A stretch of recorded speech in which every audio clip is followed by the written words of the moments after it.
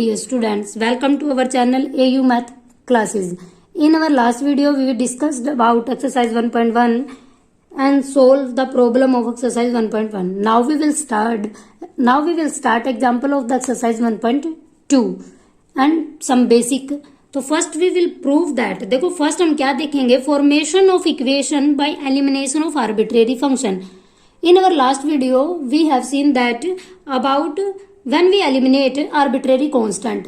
जब हम arbitrary constant remove करते थे तो हम लास्ट वीडियो में वो कर चुके हैं. नाउ हम क्या स्टार्ट कर रहे हैं अब आर्बिट्रेरी फंक्शंस को. बिल्कुल ऐसे ही है, अगर किसी ने पहले वो वीडियो नहीं देखी है तो एक बार वो जरूर देख लेना. उसका लिंक आपको डिस्क्रिप्शन में और आई बटन पे मिल जाएगा, क्योंकि वो देखनी ज्यादा जरूरी इसलिए है क्योंकि वहां से हमें पता चलता है कि हम आर्बिट्रेरी कांस्टेंट को कैसे रिमूव करते हैं. सिमिलरली हम आर्बिट्रेरी फंक्शंस को रिमूव करेंगे. जब कांस्टेंट का पता होगा कि रिमूव कैसे किया तो सिमिलरली वैसे हम आर्बिट्रेरी फंक्शन को भी रिमूव कर सकते हैं. तो देखो फर्स्ट हमारे पास क्या है, फॉर्मेशन ऑफ इक्वेशन, की हमें इक्वेशन बनानी है कैसे, बाय एलिमिनेटिंग, यानी कि एलिमिनेट करके उसमें से उस आर्बिट्रेरी फंक्शन को खत्म करके, यानी कि जो हमारा आंसर आए उसमें हमारे पास कोई भी आर्बिट्रेरी फंक्शन हमारे पास ना हो. तो देखो फर्स्ट हमें क्या होगा कि u and v are two function of x y z, कि जो u और v होगा, suppose u and v are two function, u और v कोई हमारे पास दो गिवन फंक्शन है कि u और v दो फंक्शन है, x are the function of x y, जो u और v है ये भी एक्स वाई जेड के फंक्शन है, और जो दिस इज ये u भी एक्स वाई जेड का फंक्शन है और v भी हमारे पास जो function of x y z होगा, और v भी हमारे पास function of x y z होगा. ठीक है, कि हमारे पास जो फंक्शन होगा वो एक्स वाई जेड का होगा. सिमिलरली हमारे पास v भी एक्स वाई जेड का फंक्शन होगा. तो हम फर्स्ट क्या करेंगे, जो फंक्शन होगा कि डिफरेंशिएटिंग फर्स्ट, क्योंकि देखो u किसका फंक्शन है, एक्स वाई जेड का, तो हम क्या करेंगे u को x के रिस्पेक्ट में y और z के रिस्पेक्ट में डिफरेंशिएट कर सकते हैं. सिमिलरली v को, तो फर्स्ट हमारे पास क्या है कि अगर function u v is equal to 0 है तो फर्स्ट हम क्या करेंगे, इसको डिफरेंशिएट करेंगे विद रिस्पेक्ट टू x. तो देखो फंक्शन u और v का है तो पहले फंक्शन को डिफरेंशिएट करेंगे विद रिस्पेक्ट टू u, तो फिर फंक्शन u किसका फंक्शन है, x का, लेकिन विद रिस्पेक्ट टू x कर रहे हैं तो y कांस्टेंट ट्रीट होगा. लेकिन हमें पता है कि जो z फंक्शन होता है वो x और y दोनों का होता है, तो z फंक्शन x के रिस्पेक्ट में भी डिफरेंशिएट होगा और y के रिस्पेक्ट में भी. अब देखो हमारे पास क्या था, f u v is equal to 0 है, बट ये समझना बहुत ज्यादा जरूरी है क्योंकि पूरी एक्सरसाइज में यही हमारे पास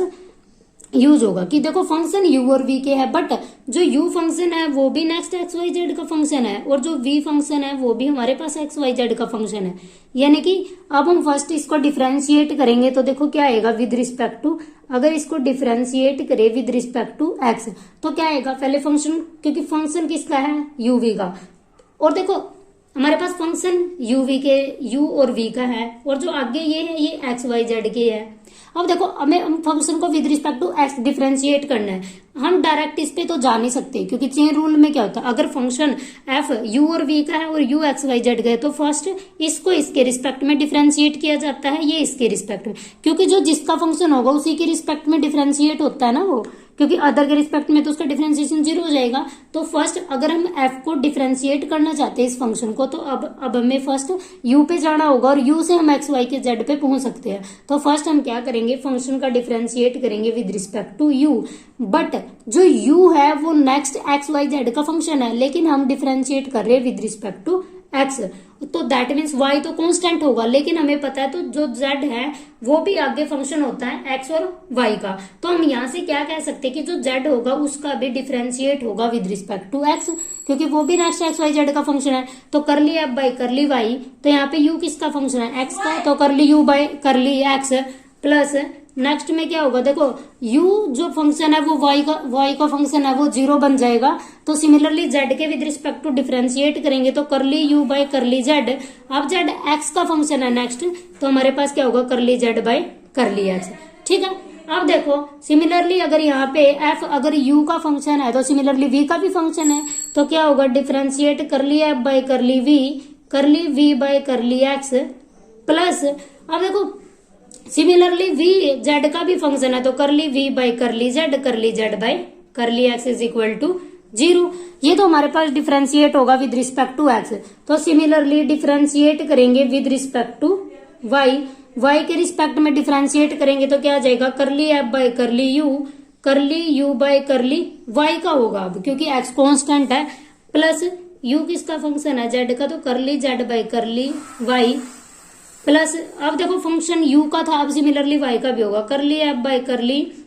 वी के रिस्पेक्ट में भी डिफरेंशिएट करेंगे तो साथ में क्या आ जाएगा, curly f by curly v किसका फंक्शन है अब, वाई का, curly v by curly y plus curly v by curly z और curly z by curly y is equal to 0। अब देखो अब हमारे पास क्या होगा, डिफरेंशिएट कर दिया हमने विद रिस्पेक्ट टू एक्स और वाई।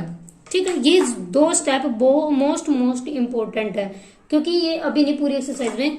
यूज होएगा, तो ये समझना बहुत ज्यादा जरूरी था कि फंक्शन का डिफरेंशिएशन कैसे हम करते हैं। अब देखो हमारे पास ये आया, तो अब हमें देखो हमारे क्या गिवन है कि हमें पता था करली जेड बाई करली एक्स को हम पी से डिनोट करते हैं, तो यहाँ पे पी से डिनोट कर दिया, curly z by curly y को क्यू से डिनोट करते हैं। तो अब देखो now we will eliminate curly f by curly u, curly f by curly v, क्योंकि हमें क्या चाहिए कि जो यू और बी फंक्शन है ना उसको रिलेट करना है एक्स वाई जेड से। अब देखो अब हम इसको करने के लिए कि जो हमारा आंसर आए कि वो यू वी और एक्स और वाई में आ जाए,